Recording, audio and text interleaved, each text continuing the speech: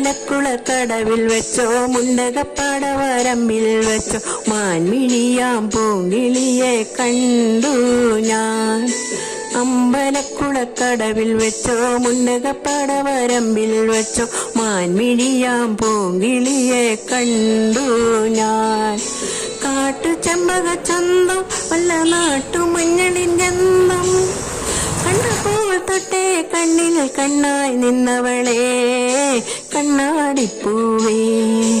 അമ്പലക്കുളക്കടവിൽ വെച്ചോ മുണ്ടകപ്പാടവരമ്പിൽ വെച്ചോ മാൻമിഴിയാം പൂങ്കിളിയെ കണ്ടു ഞാൻ.